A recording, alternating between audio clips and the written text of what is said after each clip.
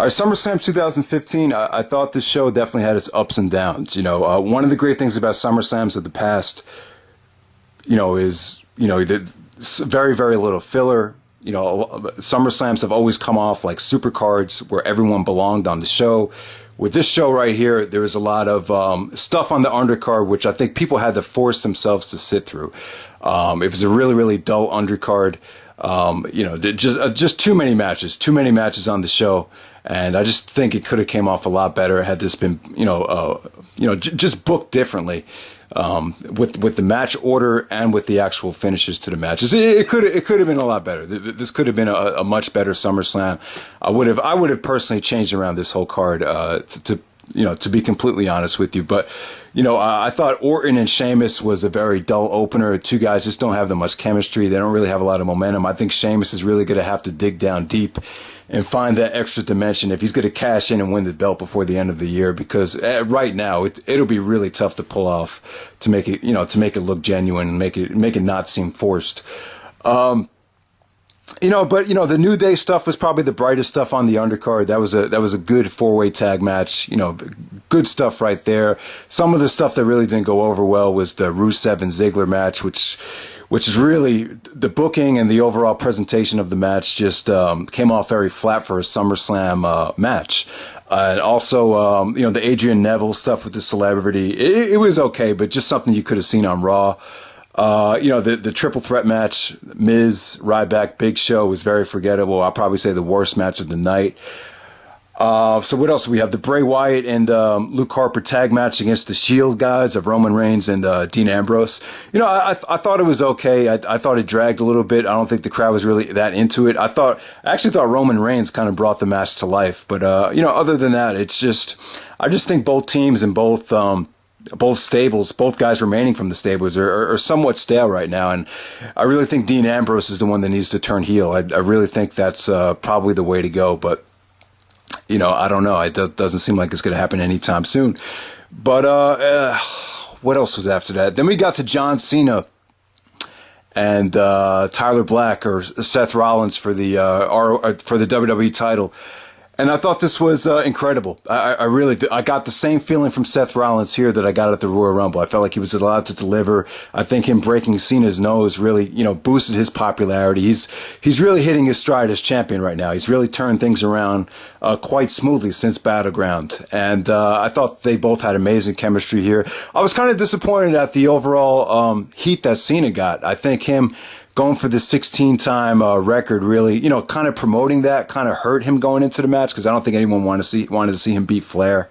Then at the same time, he had the 15 times on the back of his shirt. So I kind of knew he wasn't going to win this match, but just the way it was booked really disappointed me towards the end. If this had a better finish, and I really think Cena's at the point right now where him losing the guys is not going to hurt him at all. And he's been on top for 10 years already, and I think it's about time he starts putting people over clean. Just like he did with Daniel Bryan SummerSlam 2 years ago. I felt like Rollins should have won this match with the Phoenix Splash. I thought that should have been the ending. But both guys were incredible, though. I really, really enjoyed this. I thought this had an awesome atmosphere, great chemistry. I love the attitude adjustment spot that Rollins hit. I don't like to see guys use each other's finisher, but in this situation, I thought it worked.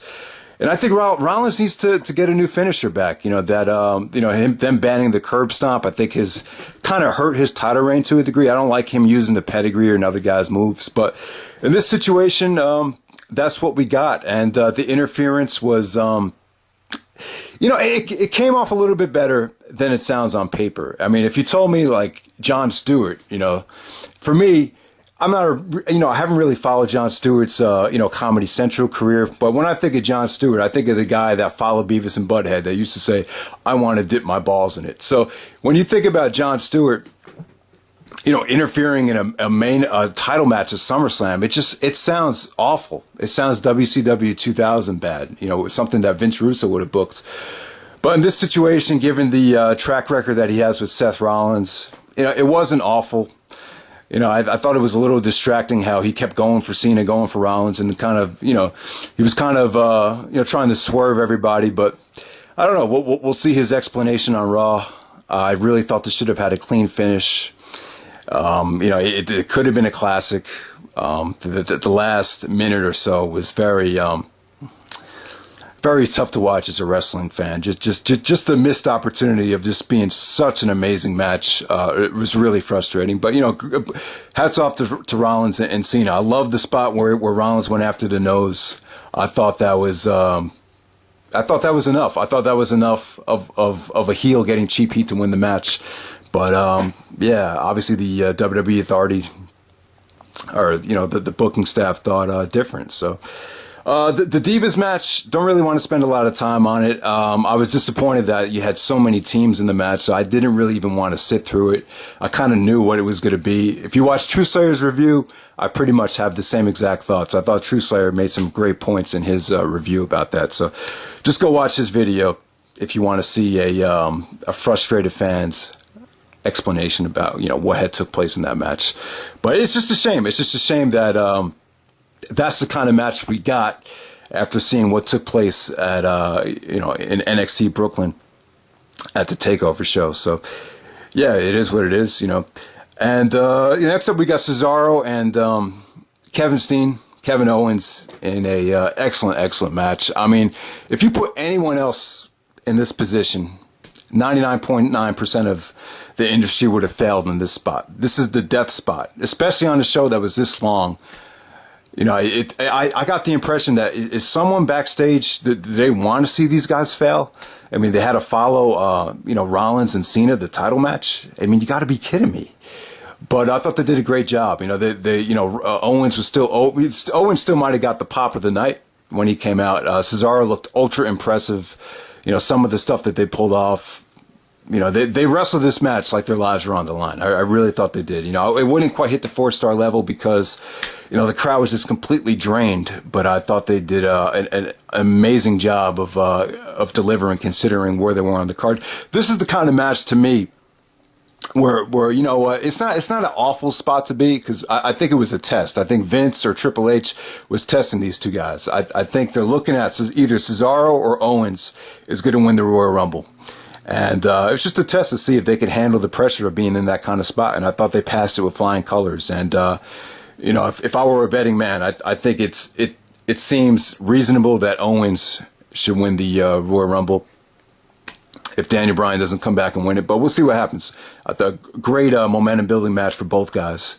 So we'll see what happens from there. Next, we have the main event. We had Undertaker and Brock Lesnar.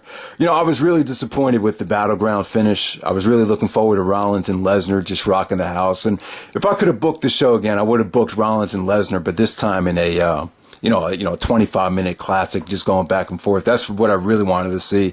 And I just think that could still be incredible. But the fact that we had to see Undertaker and Lesnar again really disappointed me, going into this match. But the WWE kind of salvaged things and, really did a great job of promoting and booking the feud and making people really care about this. And it came off great. I would say that this is the second best Taker and Lesnar match, right next to their classic Hell in a Cell match. But, for me, this feud should have never gone past 2002. I thought they settled the feud in 2002. Never really wanted to see these two guys, touch again. I feel like it's been done to death, but, I'll give these two guys credit. This is a great match. They definitely redeemed themselves from the lackluster match that they had at WrestleMania 30. Lesnar's intensity and the suplexes and the submissions and, just Lesnar's charisma really shined here. Just like he did last year at SummerSlam, I feel like Lesnar was definitely in his element. The booking of the match was frustrating. I thought it was a good idea on paper, but I just think it was executed poorly. If you were going to have Taker tap out, I would have made the tap visible so the crowd could see it, but the referee was not in position. Even if the referee wasn't in position, so he wouldn't have seen the tap in anyway. But instead of having Taker tap on his arm or tap on his chest, I would have just had Taker tap on the mat, just so most of the crowd could have seen it. And still, the referee doesn't see it. I think that would have came off a lot better. Instead from unless you had seen a close up of it, you wouldn't have seen Taker tap. So it just came off kind of flat. Everyone in the crowd was like, "What the fuck?" It felt like something trying to be like the Montreal Screwjob, things like that we've seen in the past. And then they restarted the match again. And I kind of like what they did with Lesnar giving the finger. I thought that was pretty badass. But, I think a lot of people thought Undertaker was going to get his win back, so that's what it was. But if anyone is thinking of seeing these two guys at WrestleMania, man, fuck that. Why would you want to see this match again at WrestleMania? As soon as I got on YouTube this morning, I see all these videos, WrestleMania 32, Undertaker and Brock Lesnar, the rubber match. I mean, you got to be kidding me. I mean, how long are we going to sit through these two guys? I mean, you have Brock Lesnar, one of the best athletes in the world, and you have so many guys from Daniel Bryan to Owens to Rollins to Finn Balor to Claudio Cesaro. I mean, there's so many world class athletes on the roster. Why you want to put him against someone that's in his 50s that could barely still go? I mean, it's tough. I mean, give Undertaker credit. I thought he really looked good tonight compared to WrestleMania, but man, I want to see Lesnar and Bryan. I want to see Lesnar face someone that could go toe to toe with him athletically. And I guarantee you, if Taker and Lesnar is booked for WrestleMania, it's going to fall flat. I say they just go with Sting and Taker, just get it over with, and that's it. I think Daniel Bryan, Brock Lesnar should be the main event of WrestleMania. So we'll see what happens. SummerSlam was a mixed bag. Could have been a lot better, but there was some must-see stuff on the show. But it is what it is. And hope you guys enjoy the video and take care.